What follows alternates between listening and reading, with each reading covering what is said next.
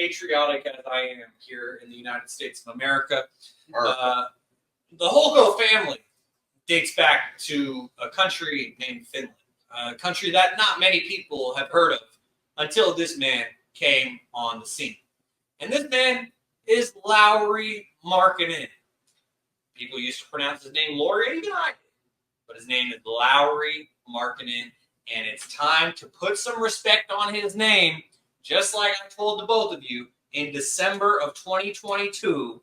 It's time to put some respect on his name, and the Utah Jazz put their money where their mouth is. And with 1 year left on his contract, Lauri Markkanen signed a $238 million contract extension that goes over the next 5 years. The deal includes $220 million in new money. His salary for next season increases by $24 million. He only had 1 year, $18 million left on his deal, but the Jazz lock him up for a very long time. And they did that, Kevin, amid all the rumors that he's going to be a Golden State Warrior. He's going to go somewhere. Sacramento. I would my head would explode. Like when Christian McCaffrey got traded to the 49ers, It didn't say where. it felt like a dream. And the reason why it felt like a dream for me, for some reason, but it felt like a dream for me. And even though I've seen him play for the 49ers for almost a full year now, like it still doesn't feel real. And it's just because I've been following. He sure will, because he's going to stay at home in the Bay where he belongs. And I first started following him when he was a freshman at Stanford, and that's where I became a huge fan of Christian McCaffrey as a Stanford fan, dating back to when Andrew Luck was there. I was a fan. He was my favorite NFL player even when he was on the Panthers. And for him to become a 49er just didn't seem real. If that happened with Lauri to the Kings, I don't know what I would do. But anyways, what did you think of this extension, Kevin? Because this is a guy who was a first-time All-Star this past season, and now he's getting paid the absolute max he possibly can. Was this a good deal for the Utah Jazz? Before we move on, does CMC play the true freshman? I think so. Oh, yeah, he did. Yeah. I think he went to senior, so he left as a junior, so he did that and he played as a freshman. Exactly. Lauri Markkanen, man, you see this deal, you look at the Jazz roster, and you go, shit, they ain't paying nobody else. Yeah. Somebody, because now with the new CBA, you got to spend this money. There's no more rollover. Yep. You got to spend this money.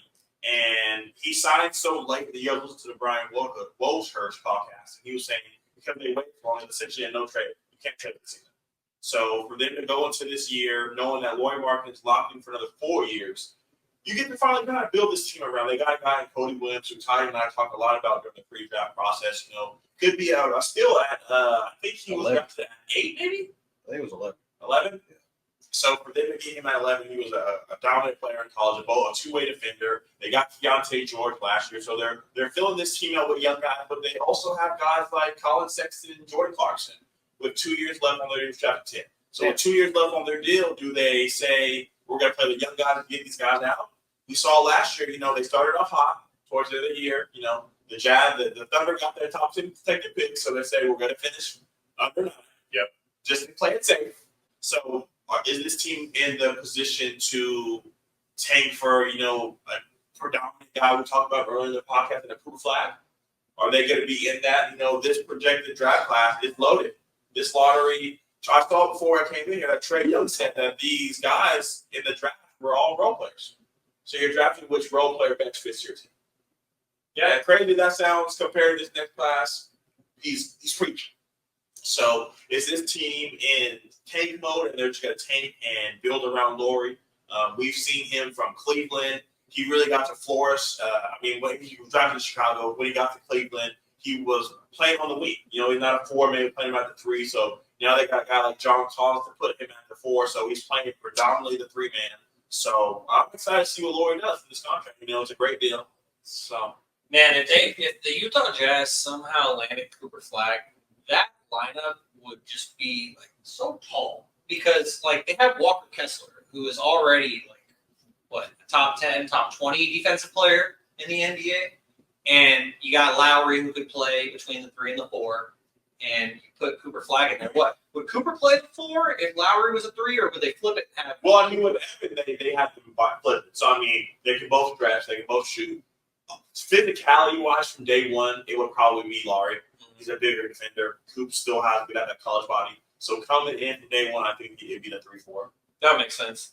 Honestly, like I think that this was a great move for the Jazz, just because, as Kevin said, like they got to spend the money somewhere, and if you got an all-star on your team, you might as well pay him since Donovan Mitchell's gone, Rudy Gobert is gone. And they have all of those assets that they can now cash in. But Jaevon, how do you feel about this? Just when it comes to not only like Lauri getting paid, because whether or not he deserved the supermax, that's a topic that could be debated. But he deserved to get paid some way, somehow. But where do the Jazz go from here? Thought y'all was gonna get.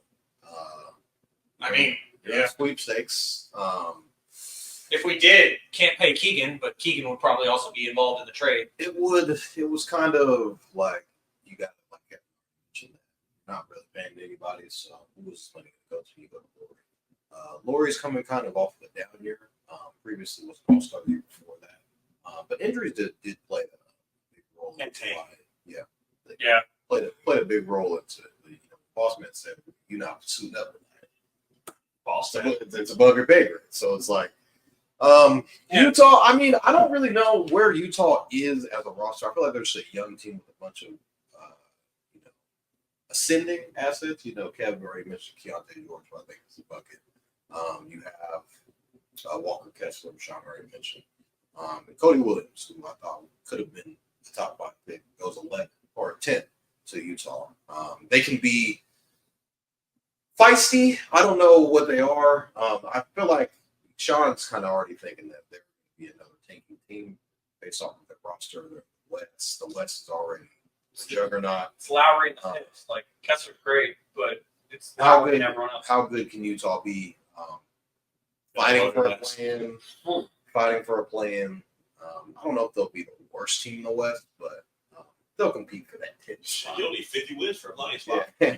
They'll be competing for that 10th spot. So, should he have gotten the max? I'm not sure.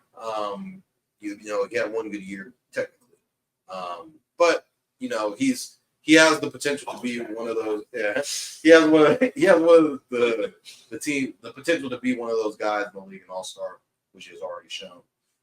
But Utah is. I feel like there's a team full of assets. There's just guys that be traded for picks because I know my guy Ainge likes to stockpile picks. He's a guy that 6th graders. Yeah, he drafted JT and JB, so Mark's gonna be out with him a lot. So Utah, I feel like there's a team kind of just waiting in the weeds a little bit to see what their future looks like. Yeah, it'll definitely be interesting. I'm afraid that Lauri is now going to be used as a trade asset even more because it's like, okay, we're not trading a player on an expiring contract anymore. I don't want the worth. Exactly. And I honestly think that Lauri's going to get traded, if not at this upcoming trade deadline, by the next one. Because you got to take this contract off. Yeah, but also with that contract, as Kevin said earlier, you got to pay someone, but also you get that security of knowing no matter what, he has to be here. Just like Brandon Ayuk has to be there because he's under contract. And unless you want to go to the Patriots, you gotta be around and you gotta find a way to agree to a deal. I'm happy for Lauri just because he got paid and he deserved it because, as Kevin mentioned, we started. Lauri from my league month. That would be a terrible deal for Utah, but I'm all for it. I feel like I want that. It would be Keegan and Malik. Keegan and Malik for Lauri and Cody and Keontae. Oh man, Cody and Keontae. Now, Probably only get one of those. Utah's hanging up. Yeah, you only get one of those guys. Well, the man to my left is a Devin Carter fan, so I think that means we're not taking Keontae George. So I have to take Garry Williams. Yeah, hanging up the phone. Second? I need a second. Here you go. Yeah, but Keegan Murray. Man, Monty loves trading second round picks on draft day. Yeah. So if we could get rid of that second round pick before before I'm tuned into the draft, and then I'm like, why am I even watching anymore? I'm all for it.